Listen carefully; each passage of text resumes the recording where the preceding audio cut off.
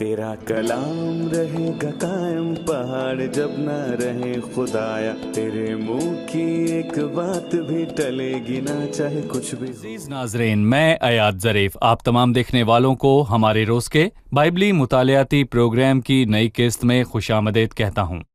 अभी हम दानियल की किताब का मुताला कर रहे हैं और हम उसके 7वें बाब पर पहुँच चुके हैं। आज खुदावंद के फजल से हम 7वें बाब की 7 ता 14 आयात तक मुताला करेंगे।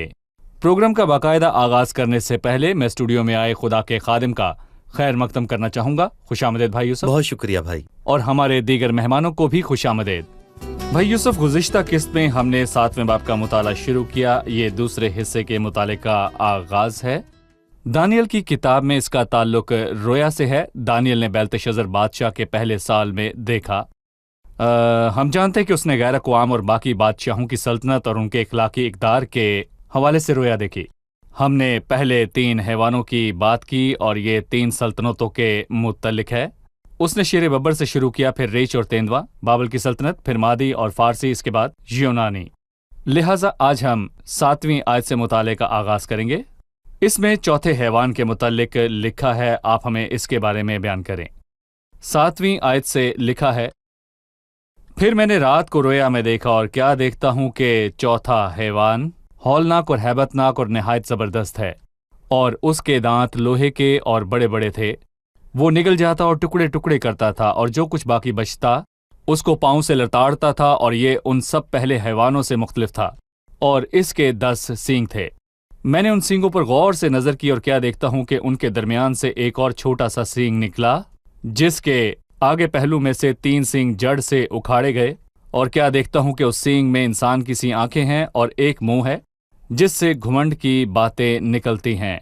इस चौथे हैवान से क्या मुराद है? ये शेर बबर और रीछ और तेंदुए से मुख्तलिफ था। ये सबसे मुख्तलिफ हैवान चौथी सल्तनत यानी रोमी सल्तनत और उसकी सल्तनत को जाहिर करता है। गौर करें, 1 ता 14वीं आयत में हमने पहले भी ये सीखा, और मैं कहूँगा कि यहाँ पर मैंने देखा, ये अल्फाज बार बार आए हैं। ये 3 ख्यालों में तकसीम शुदा है। 1 ता 6 आयत में लिखा है, मैंने रोया देखी, और हमने पहले भी इस पर बात की। 7वीं आयत, फिर मैंने देखा और क्या देखता हूँ, और उसने चौथे हैवान की तमाम तफसीलात को बयान किया, और उसने चौथे हैवान पर गौर किया। 13वीं आयत है, मैंने देखा कि, और फिर उसने इब्ने आदम की सल्तनत की बात की। सो हम कह सकते हैं कि ये रोया 3 ख्यालों में तकसीम शुदा है। पहला ख्याल पहली 3 सल्तनतें, और फिर उसने मुख्तसरन तौर पर तीनों को बयान किया, और फिर 7 ता 12वीं आयत में वो चौथी सल्तनत पर कुछ देर के लिए ठहरा, और हम इस पर गौर करेंगे, और फिर 13वीं और 14वीं आयत में उसकी रोया का इख्तिताम है।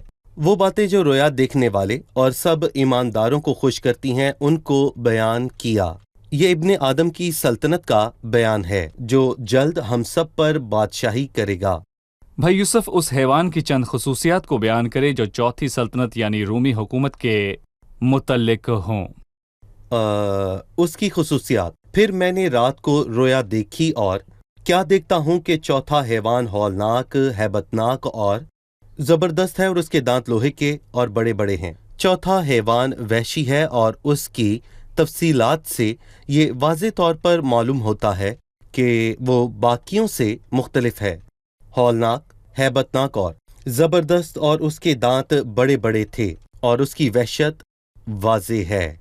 दानियल दूसरे बाब में चौथी सल्तनत को लोहे से जाहिर किया गया है। बिल्कुल, उसने लोहे को बयान किया, और दानियल के दूसरे बाब में उसने कहा कि लोहा सब कुछ टुकड़े टुकड़े कर देता है, और उसने काफ़ी देर तक उस सल्तनत को बयान किया, और इसकी बहुत सी वजूहात हैं। पहली, क्योंकि मसीह रोमी हुकूमत के दौर में पैदा हुआ। सही। और मसीह को रोमी हुकूमत ने मसलूब किया, और उन्होंने उसको मसलूब करने का हुक्म दिया, और यहूदियों ने मसीह को रोमियों के हवाले किया। और मैं कहूँगा कि इसीलिए रोमी और साथ ही यहूदी इस सदी के सबसे बड़े जुर्म में बराबर के हिस्सेदार बने। और मैं कहूँगा कि याद रखें कि रोमी हुकूमत के ही दौर में लाखों लोगों ने मसीह के नाम पर जामे शहादत को कबूल किया। इतना ही नहीं, बल्कि ये मुस्तकबिल में हुकूमत आएगी اور پھر زمین پر کلیسیا کے آسمان پر اٹھائے جانے کے بعد خدا کے لوگوں کو ستائے گی، اور کلیسیا سلامتی سے آسمان پر جائے گی، اور یہ عمل کسی بھی وقت پورا ہو سکتا ہے۔ اور زمین پر جو لوگ مسیح پر ایمان لائیں گے، اس حکومت میں ان پر بہت ظلم ہوگا، اور وہ بہت دکھ اٹھائیں گے اور مصیبت سہیں گے، اور اس بادشاہ کے لیے مورت بنائی جائے گی، اور اس مورت کو خدا کی ہیکل میں رکھا جائے گا تاکہ ہر کوئی اس حیوان کو سجدہ کرے۔ جب تک لوگوں پر 666 کی مہر نہ ہو، وہ خرید و فروخت نہ کر سکیں گے۔ اور ان سب باتوں کو بیان کرنے کے لیے ہی دانیل نے بہت تفصیل سے اس چوتھی سلطنت کے بارے میں بتایا اور بیان کیا، جو مسیح سے پہلے چوتھی اور آخری سلطنت ہے، پھر ابن آدم یعنی مسیح کی بادشاہی ہے۔ بالکل۔ بھائی یوسف، اس نے حیوان کی بات کی اور کہا یہ ان سب پہلے حیوانوں سے مختلف تھا اور اس کے 10 سینگ تھے۔ بھائی یوسف مجھے بتائیے کہ بھائی یوسف اس نے 10 سینگ پر زور کیوں دیا؟ اس مورت کے پاؤں میں بھی 10 انگلیاں موجود تھیں، اس کے متعلق بتائیں۔ جی، یہ اب تک ہوا نہیں ہے، لیکن جب ہم اس حصے کو مکاشفہ کے 13ویں اور 17ویں باب کے حصے سے ملا کر دیکھتے ہیں تو ہم یہ واضح طور پر جانتے ہیں کہ یہ 10 سینگ 10 بادشاہ ہیں جو تھوڑی دیر کے لیے حیوان کے ساتھ حکومت کریں گے، اور حیوان ان کا رہنما اور بہت طاقتور ہوگا، اور یہاں پر اس کو چھوٹا سینگ کہا گیا ہے، اور لکھا گیا ہے کہ یہ 10 بادشاہ اس کے ساتھ شامل ہوں گے۔ کلیسیا کے آسمان پر اٹھائے جانے کے بعد کلیسیا کے آسمان پر اٹھائے جانے کے بعد جی۔ ابھی ہم اس کے نشانات یورپ کی معاشی کمیونٹی میں دیکھ سکتے ہیں۔ اس کا قیام پچھلی صدی کے وسط میں ہوا، پھر شینگن علاقے بنائے گئے۔ یہ وہ علاقہ ہے جس میں چند یورپین ممالک شامل ہیں، اور ان کی کرنسی یورو ہے، اور یہ سب مستقبل میں رومی حکومت کی نشانی ہے۔ بھائی کچھ لوگ اس پر تنقید کرتے ہیں جو کہ بات ڈسپینسلیشنلزم کی کریں اور تاریخ کی روشنی میں کلام مقدس کو بیان کرتے ہیں۔ ہم نے یورپین متحدہ مالی کمیونٹی کے بارے میں جانا اور کہا کہ یہی 10 سینگ ہے، لیکن کلام میں یہ سب یورپین یونین کے قیام سے پہلے ان ممالک کے اتحاد سے بھی پہلے درج کی گئی ہیں۔ جن لوگوں نے کلام کی تفسیر کی انہوں نے بھی یورپی یونین کے قیام سے پہلے یہ سب بیان کیا ہے۔ میں چاہتا ہوں کہ آپ ہمیں کلام مقدس میں سے ضمانت دیں۔ دراصل یہ بیکار ہے، کیونکہ ہم اپنی مرضی سے کلام کو توڑ مروڑ نہیں سکتے، بلکہ کلام کی روح سے تمام واقعات کو سمجھتے ہیں، اور 19ویں صدی کے مشہور و معروف استادوں نے ان تمام چیزوں کو اپنی کتب میں بیان کیا جنہیں ہم آج کے دور میں ہوتا ہوا واضح طور پر دیکھ سکتے ہیں، اور ہم 21ویں صدی میں جو دیکھتے ہیں وہ مفسروں کی کتابوں اور اخباروں اور میڈیا میں پہلے ہی سے بیان کردہ ہے۔ ہر کوئی یہ بات کر رہا ہے کہ ہم پچھلے 200 سالوں سے یہ سنتے آئے ہیں۔ استادوں نے 200 سال پہلے اس کو بیان کیا، اور خدا کے بندوں نے اس کو 2600 سال پہلے تحریر کیا، اور دانیل نے تقریباً 2600 برس پہلے ان واقعات کو واضح طور پر تحریر کیا۔ 200 سال پہلے مفسرین نے اس کو واضح طور پر بیان کیا، اور آج ہم ان کو اپنی آنکھوں سے ہوتے دیکھتے ہیں، ہم نظر انداز نہیں کر سکتے۔ اور مسیح نے ہم جیسے لوگوں کے لیے فرمایا، اے ریاکارو، زمین و آسمان کی صورت میں تو امتیاز کرنا نہیں آتا، لیکن اس زمانے کی بابت امتیاز کرنا کیوں نہیں آتا؟ پولس نے فرمایا، جس قدر اس کے دن نزدیک ہوتے ہوئے دیکھتے ہو اس قدر زیادہ کرو۔ اور جب ہم اس کلام کو پورا ہوتے دیکھتے ہیں تو اس کو نظر انداز نہ کریں کہ بائبل مقدس میں اس کا تذکرہ نہیں ہوا، ایسا نہ کریں۔ یہ ایک ثبوت ہے، اور اس کی تکمیل سب دیکھنے والوں پر واضح ہوتی ہے۔ اس نے کہا کہ یہ حیوان پہلوں سے مختلف تھا، یہاں پر اس سلطنت کے قیام کے متعلق بیان ہے، اور اس کے 10 سینگ تھے۔ یہ کلیسیا کے آسمان پر جانے کے بعد کے واقعات ہیں، جب 10 سلطنتیں اور ان کے 10 بادشاہ مل کر حیوان کے ساتھ کچھ عرصے کے لیے بادشاہی کریں گے۔ ٹھیک کہا؟ جی، تھوڑی دیر کے لیے جب اس نے خواب میں سلطنتوں کو بیان کیا تو ہمیں یہ احساس ہوتا ہے کہ انسان کی زندگی ایک خواب کی مانند ہے، بلکہ آصف نے لکھا، جیسے جاگنے والا خواب کو ویسے ہی تو اے خداوند جا کر ان کی صورتوں کو ناچیز جانے گا۔ سب قوموں کی تاریخ، لیکن سب قوموں کی تاریخ خواب ہے۔ جی ہاں، اور یقیناً جب ہم آسمان پر چلے جائیں گے تو یہ سب سال ہمیں دن بلکہ कुछ लम्हों की तरह महसूस होंगे। सही। 8वीं आए थे और क्या देखता हूँ कि उनके दरमियान में से एक और छोटा सा सींग निकला जिसके आगे पहलू में से 3 सींग जड़ से उखाड़े गए। छोटा सींग कौन सा है, इसके क्या मानी है? जी भाई यूसुफ, हमें बयान कीजिए कि ये छोटा सींग कौन है। देखिए, मैं यहाँ पर ये बताना चाहूँगा कि हमने 7वें बाब में इसको पढ़ा और फिर 8वें बाब में भी इसका तस्करा वाज़े तौर पर मौजूद है। मैं उम्मीद करता हूँ कि आपको वाज़े हो कि 7वें और 8वें बाब में ये छोटा सींग एक ही नहीं है, ये हैवान है और इसको मज़ीद बयान भी करूँगा। और 8वें बाब में सींग शुमाली बादशाह को जाहिर करता है और हम इसको सियाको सबाक से समझ सकते हैं। जी। हमने सोचा कि कलाम मुक़द्दस में इसको बड़ा और अजीम सींग लिखा गया होगा क्योंकि 7वें और 8वें बाब में इसका बयान है। दरहकीकत 7वें और 8वें बाब में इसको छोटा सींग लिखा गया है। खुदावंद ने अदूम से कहा कि देख, मैंने तुझे कौमों के दरमियान हकीर कर दिया है, तू नहायत जलील है। ये अदूम के घुमंडी लोगों के लिए कहा गया। खुदावंद ने उनको बताया कि वो हकीर और नहायत जलील हैं और ये छोटा सींग तारीख में सबसे जालिम ठहराया गया। और मैं ये अल्फाज इसलिए कहता हूँ क्योंकि लिखा है, उस सींग में इंसानों जैसी आंखें और एक मुंह है जिससे घमंड की बातें निकलती हैं। घमंड की बातों से मुराद है उसने खुदा और उसके खैमा और सामान पर बसने वालों के खिलाफ कुफर बका। ये शख्स कौन है? हम मुकाशफा 13वें बाब में इसको पढ़ते हैं और मैंने उसके सरों में से एक पर गोया जख्मकारी लगा हुआ देखा, मगर उसका जख्मकारी अच्छा हो गया और सारी दुनिया ताजुब करती हुई उस हैवान के पीछे पीछे होली। और चूंकि उस असदहा ने अपना इख्तियार उस हैवान को दे दिया था, इसलिए उन्होंने अजदहा की परस्तिश की और उस हैवान की भी परस्तिश की कि उसकी मानिंद कौन है, कौन उससे लड़ सकता है। फिर लिखा है, और बड़े बोल बोलने और कुफर बकने के लिए उसे एक मुंह दिया गया और उसने खुदा की निस्बत कुफर बकने के लिए मुंह खोला और उसके नाम और उसके खैमा यानी आसमान के रहने वालों की निस्बत कुफर बका। ये छोटा सिंह वो हैवान है जिसके बारे में हम मुकाशफा के 13वें बाब में पढ़ते हैं, जिससे लोग मुतासिर होकर उसकी परस्तिश करेंगे। और खुदावंद ने उसको छोटा सिंह कहा क्योंकि जब इब्ने आदम आसमान से जाहिर होगा तो ये तबाह हो जाएगा और ये हैवान और झूठा नबी कैद करके जिंदा ही आग और गंधक की झील में डाले जाएंगे। और खुदा के हजूर इंसान की क्या हैसियत है? खुदा खामोश है और बर्दाश्त करता है, लेकिन एक दिन खुदा उठेगा। ईसाया 2 में लिखा है, जब खुदावंद जमीन को दहशत से हिलाने के लिए उठे। सही।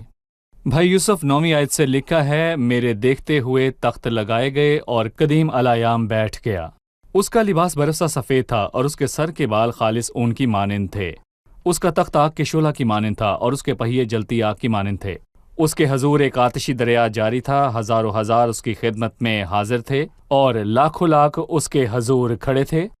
अदालत हो रही थी और किताबें खुली थीं।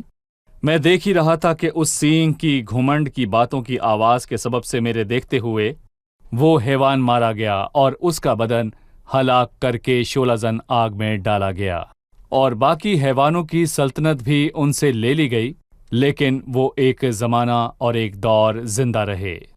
भाई यूसुफ, इन अल्फाज को बयान कीजिए। मैं इसी ख्याल की तस्दीक करना चाहूंगा जो पहले कहा। मैं देख ही रहा था कि उस सींग की घमंड की बातों की आवाज के सबब से मेरे देखते हुए वो हैवान मारा गया। ये छोटा सींग है और खुदाम ने यहाँ कोई तफसील बयान नहीं की क्योंकि उसके मरने की कोई तफसील मौजूद नहीं है और खुदा ने हुक्म दिया और वो ख़त्म हुआ और उसने लोगों को मुतासिर होने दिया। और लोगों ने कहा कि उस हैवान की मानिंद कौन है, कौन उसे लड़ सकता है, उसका कोई फायदा नहीं। दूसरे तिमुथियुस 2 में लिखा है, वो घमंड की बेहुदा बातें बक बक कर फिसलते हैं। और हमने बहुत से हुक्मरान देखे हैं जो कि बड़े बोल बोलते हैं जबकि उनके पास कुछ नहीं, आपस में नहीं, बल्कि उन्होंने खुदा की तहकीर की जबकि वो नाचीज कीड़े थे। ये बात मैं कहूँगा कि सच में बहुत गौर तलब है। हजारों हजार उसकी खिदमत में हाजिर थे और लाखों लाख उसके हजूर खड़े थे। इब्ने आदम, कदीमुल अयाम, अदालत, ये सब मसीह ही के नाम हैं। हजारों हजार उसकी खिदमत करते हैं। गौर करें कि बाइबल मुकद्दस में हजारों और लाखों से ज्यादा का जिक्र नहीं। जो तादाद आज मौजूद है, इसका जिक्र बाइबल मुकद्दस में नहीं करोड़ों हुआ। और करोड़ों अरबों उनकी तादाद मालूम नहीं। जबकि मैं कहूँगा कि मुकाशवा की किताब में उसने लाखों लिखना चाहा, उसने हजारों लिखा। ज्यादा गिनती नहीं, यहाँ पर हजारों हजार और लाखों लाख लिखा है, यानी बेशुमार बल्कि अनगिनत फरिश्ते इब्ने आदम यानी कि मसीह की खिदमत करते हैं और उसके कलाम की आवाज को सुनकर उस पर अमल भी करते हैं। मैं अपने नाजरीन को याद दिलाना चाहूंगा कि एक फरिश्ते ने सहरीब के लश्कर के 185 सूरमाओं को मारा, और जरा तसव्वुर करें कि ये लाखों और हजारों फरिश्ते क्या करेंगे जब खुदा दुनिया की अदालत करने को आएगा और फिर हजारों साल बादशाहत करेगा। अच्छा है कि हमने चौथी सल्तनत की बात की। उसके सर पर सींग थे और उनमें से एक छोटा सींग निकला। उसने आधे जुमले में इसके इख्तिताम की बात की, लेकिन उसने मसीह को, उसका नाम मुबारक हो, उसे कदीमुल अयाम कहा। उसका लिबास बर्फ की मानिंद सफेद था। ये अदालत का मंजर है जब वो अदालत करेगा। मुकाशवा पहले बाब में मसीह के लिए यही तस्वीर पेश की गई है। भाई यूसुफ, अब वक्त है कि हम मेहमानों से उनका सवाल जानें। 12वीं आयत में लिखा है, और बाकी हैवानों की सल्तनत भी उनसे ले ली गई, लेकिन वो एक ज़माना और एक दौर जिंदा रहे। उसने यहाँ बाकी हैवानों का तस्करा क्यों किया, जबकि हम जानते हैं कि ये सल्तनतें ख़त्म हुई? जी भाई, उसने बाकी हैवानों का तस्करा क्यों किया? इसके क्या माने? वो सल्तनतों की तरह खत्म हुए और वो वापस नहीं आएंगे। वो लोगों और मुमालिकों की तरह नहीं होंगे जी, और इसीलिए वो हैवान की सूरत में दिखाई दिए। मैं कहूँगा सल्तनतों की तरह नहीं। देखें, रोमी हुकूमत ने अपने बाद सब सल्तनतों को तबाह किया और खुद रोमी सल्तनत भी तबाह हुई। और मैं कहूँगा उसको किसने तबाह किया? वो अंदरूनी तौर पर तबाह हुई, पर खुदावन उसको कलीसिया के आसमान पर जाने के बाद वापस लाने का इरादा रखता है। सही। भाई यूसुफ, 13वीं आयत है, मैंने रात को रोया में देखा और क्या देखता हूँ कि एक शख्स आदमजात की मानिंद आसमान के बादलों के साथ आया और कदीमुल अयाम तक पहुंचा। वो उसे उसके हजूर लाए और सल्तनत और हशमत और मुमलकत उसे दे दी गई, ताकि सब लोग और उम्मतें और अहले लुगत उसकी खिदमत गुजारी करें। उसकी सल्तनत अब्दी सल्तनत है जो जाती न रहेगी, और उसकी मुमलकत लाजवाल होगी। भाई यूसुफ, ये रोया किसके बारे में है? इससे हमें याद आता है कि हमने दूसरे बाब में पढ़ा कि एक पत्थर बगैर तराशे ही काटा गया, और हमने सीखा कि ये पत्थर इब्ने आदम को जाहिर करता है, और वो पत्थर चट्टान बन गया, और ये इब्ने आदम की सल्तनत है, यानी कि मसीह इब्ने आदम है। इब्ने आदम कदीमुल अयाम तक पहुंचा। हम यहाँ पर बयान करें कि इब्ने आदम और कदीमुल अयाम का किरदार दो मुख्तलिफ किरदार हैं और मसीह मुजस्सम नहीं हुआ, तो मैं कहूँगा कि ये दुरुस्त नहीं है। यहूदी नबियों के लिए ये समझना मुश्किल था कि कदीमुल अयाम ही इब्ने आदम है, लेकिन मुकाशवा के पहले बाब में ये बहुत वाज़ेह है। पहले बाब में लिखा है कि इब्ने आदम खुद ही कदीमुल अयाम है और मसीह मुजस्सम खुदा है। और क्या देखता हूँ कि एक शख्स आदमजात की मानिंद आसमान के बादलों के साथ आया और कदीमुल अयाम तक पहुँचा। वो उसे उसके हजूर लाए, और मसीह ने अपनी अदालत के वक्त ये अल्फाज कहे। उससे पूछा, क्या तू उस सदूत का बेटा है? यीशु ने कहा, हाँ मैं हूँ, और तुम इब्ने आदम को कादिर मुतलक के दाहिने हाथ बैठे और आसमान के बादलों के साथ आते देखोगे। ये दानियल की किताब के 7वें बाब की नबूवत की तकमील है। जब मसीह कुदरत और जलाल में जाहिर होगा, वो इब्ने आदम की सूरत में आएगा ताकि अपनी सल्तनत कायम करे। लिखा है, सब लोग, सब उम्मतें और अहले लुगत उसकी खिदमत करें।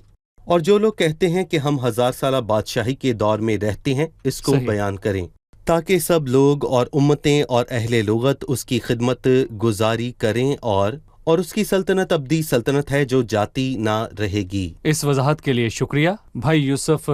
हम अगली किस्त में 15वीं आयत से आगे मुताला करने के मुंतजिर हैं। इसमें हम ख्वाब की ताबीर के बारे में सीखेंगे। अभी हम मेहमानों के साथ मिलकर किस्त की दोहराई करेंगे। ہم نے چوتھے حیوان کے متعلق پڑھا، یہ ہولناک اور ہیبت ناک ہے، اس کے لوہے کے بڑے بڑے دانت تھے۔ یہ حیوان کس کو ظاہر کرتا ہے؟ آپ میں سے کوئی بتائے۔ چوتھا حیوان رومی سلطنت کو ظاہر کرتا ہے۔ اس کی تصویر ہیبت ناک ہے، وہ بہت طاقتور اور وحشی حیوان ظاہر ہوتا ہے۔ اس کے دانت بڑے بڑے تھے، یہ اس کی وحشت کو ظاہر کرتا ہے۔ ہم نے دانیل کے دوسرے باب میں سیکھا کہ لوہا سب کچھ تباہ کر دیتا ہے اور یہ رومی حکومت ہے۔ رومی سلطنت، ٹھیک ہے بھائی یوسف؟ صحیح۔ پھر لکھا ہے کہ اس حیوان کے 10 سینگ تھے۔ کوئی بتا سکتا ہے کہ اس سے کیا مراد ہے؟ 10 سینگوں سے مراد 10 بادشاہ ہیں جو حیوان کے ساتھ بادشاہی کریں گے۔ کلیسیا کے آسمان پر اٹھائے جانے کے بعد بہت تھوڑے عرصہ کے لیے یہ صحیح۔ ہوگا۔ دانیل دوسرے باب میں یہ 10 انگلیوں سے ظاہر ہوتے ہیں۔ 10 انگلیاں، جی ٹھیک ہے، شکریہ۔ 10 سینگوں کی بات کرنے کے بعد لکھا ہے ان کے درمیان سے ایک اور چھوٹا سا سینگ نکلا۔ اس چھوٹے سینگ سے کیا مراد ہے؟ ہم نے سیکھا کہ چھوٹے سینگ سے مراد وہ حیوان ہے جس کا ذکر مکاشفہ 13ویں باب میں ہے۔ یہ ہولناک کردار ہے، تاریخ میں سب سے زیادہ ظالم ہوگا کیونکہ یہ مغرور ہوگا۔ اس کو چھوٹے سینگ سے ظاہر کیا کیونکہ خداوند کی عدالت کے وقت وہ اس کو چھوٹے نبی کے ساتھ زندہ ہی آگ کی جھیل میں ڈالے گا۔ خدا کے سامنے وہ چھوٹا ہے۔ جی آپ نے ٹھیک کہا، جی ٹھیک ہے۔ پھر قسط کے اختتام میں رویا یا دوسرے حصے کی بات ہوئی، قدیم الایام تک پہنچا، اس نے اس سلطنت کا بیان کیا۔ آپ میں سے کوئی ہمیں بتائے قدیم الایام سے کیا مراد ہے؟ جو شخص عدالت کرے گا وہ مسیح ہے، مسیح ہے جو سلطنت کرے گا۔ صحیح، مسیح عدالت کرے گا اور زمین پر بادشاہی کرے گا۔ جی ہاں، ٹھیک ہے، صحیح۔ آپ سب کا شکریہ بھائی یوسف، خدا آپ کا آپ کو بھی برکت دے۔ شکریہ۔ عزیز ناظرین، ہم نے اس شریر کردار کی بات کی جو کلیسیا کے آسمان پر اٹھائے جانے کے بعد ظاہر ہوگا۔ وہ خود کو خدا کہے گا اور ساری زمین اس کی عبادت کرے گی، لیکن خدا کے نزدیک اس کے معیار کے مطابق وہ ایک چھوٹا سینگ ہے۔ خدا کے سامنے سب قومیں اور سب لوگ ڈول کی ایک بوند کے مانند ہیں اور ترازو کی باریک گرد کی مانند گنی جاتی ہیں۔ جب اس نے مسیح اور اس کی بادشاہی کے بارے میں بات کی تو قدیم الایام کا تذکرہ کیا۔ وہ عدالت کرنے آئے گا۔ اس کی سلطنت ابدی سلطنت ہے جو جاتی نہ رہے گی، اور اس کی مملکت لازوال ہوگی۔ یہ وہی مسیح ہے جس سے لوگوں نے عداوت رکھی اور اس کو بڑھائی کا بیٹا کہا، اس کو ناصرت کا بڑھائی ہی سمجھا۔ انہوں نے اس کو یوسف کا بیٹا کہا، اس سے عداوت رکھی۔ وہ نہیں چاہتے تھے کہ یہ ان پر بادشاہی کرے۔ جب وہ آئے گا تو بڑی چٹان کی مانند ہوگا، وہ ساری زمین پر بادشاہی کرے گا۔ مسیح کو باپ نے کہا، میرے دہنے ہاتھ بیٹھ جب تک کہ میں تیرے دشمنوں کو تیرے پاؤں کی چوکی نہ کر دوں۔ ناظرین، آپ سے اگلی قسط میں ملاقات ہوگی اور اس میں ہم اس خواب کی تعبیر کے متعلق تفصیل سے بات کریں گے اور خدا کے الہی بھیدوں کو مزید جانیں گے۔ آپ سے اگلی قسط میں ملاقات ہوگی۔ خداوند آپ سب کو برکت دے۔ تیرا کلام رہے گا قائم، پہاڑ جب نہ رہے خدایا، تیرے منہ کی ایک بات بھی ٹلے گی نہ، چاہے کچھ بھی ہو۔